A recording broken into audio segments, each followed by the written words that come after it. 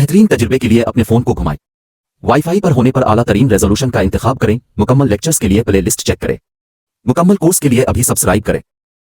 अच्छा देखो, question number 4 में हमें बताना है क्लासीफाई द स्क्वायर मैट्रिक्स, यानी कि स्क्वायर मैट्रिक्स, और हमको इसको क्लासीफाई करना है। क्लासीफाई का मतलब हमें ये बताना है कि ये मैट्रिक्स सिंगुलर है या नॉन सिंगुलर। देखो, अभी मैंने बताया कि अगर मैट्रिक्स सिंगुलर हो तो उसका डिटर्मिनेंट का आंसर क्या आता है? 0।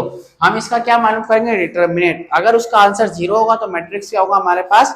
सिंगुलर। और अगर आंसर 0 नहीं आया तो मतलब मैट्रिक्स सिंगुलर नहीं है।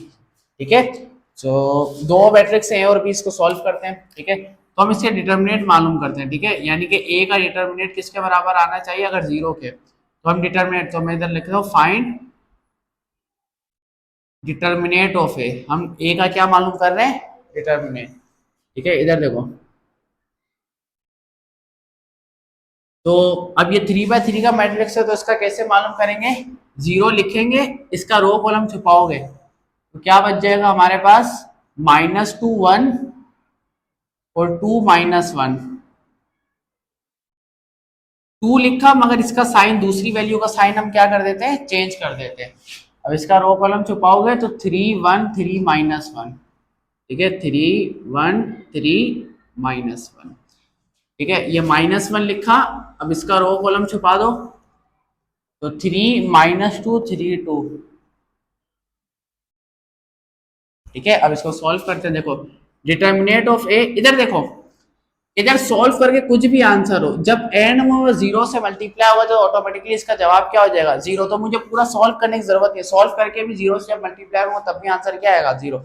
चाहो तो आप सॉल्व करना, मैं डायरेक्ट क्या लिख रहा हूँ इधर, इस पूरे की जगह 0।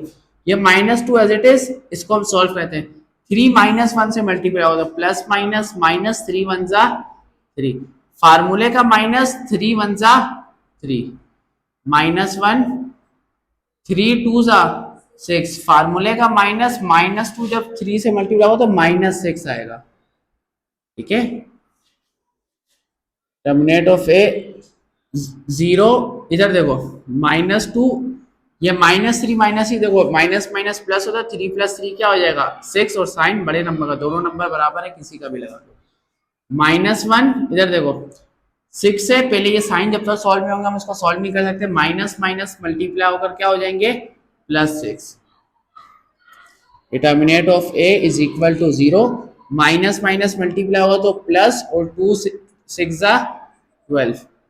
ठीक है, ये -1 6 + 6 क्या हो जाएगा? 12। 12 में 0 प्लस करो तो 12 ही आएगा। ठीक है, ये दोनों मल्टीप्लाई हो रहे हैं, माइनस प्लस माइनस, और 1 12 जा 12, 12 से 12 कैंसिल हो गया तो आंसर क्या आया? 0।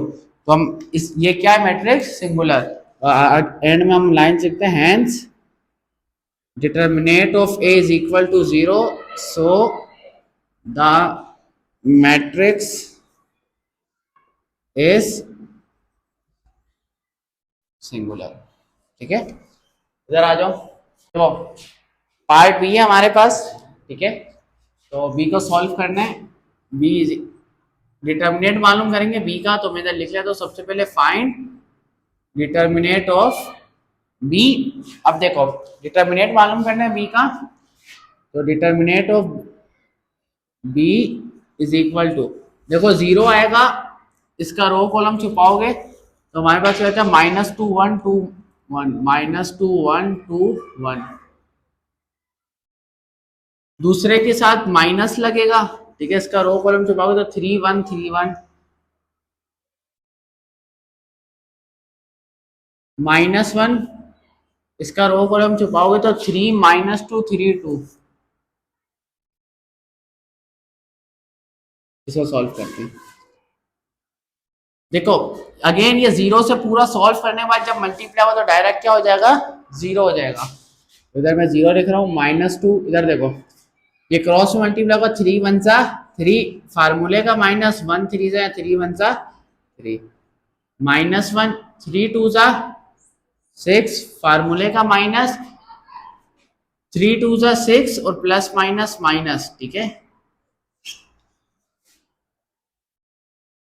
0 -2 +3 और -3 3 में से 3 गया, या +3 -3 कैंसिल हो गया, तो क्या बची हमारे पास 0।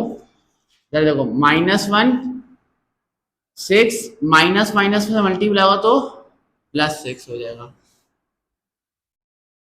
0 ये 2 0 से जब मल्टीप्लाई होगा तो क्या हो जाएगा 0। -1 और 6 + 6 क्या हो जाएगा हमारे पास 12। 0 में से 0 गया, 0 बचा। -1 12 से मल्टीप्लाई तो प्लस माइनस -1 12 सा 12। 0 -12 -12। अब देखो आंसर हमारे पास 0 नहीं आया, तो ये क्या है, नॉन सिंगुलर मैट्रिक्स है। Hence determinate of B is not equal to 0, so the matrix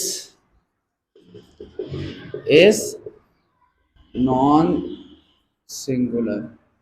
ठीक है।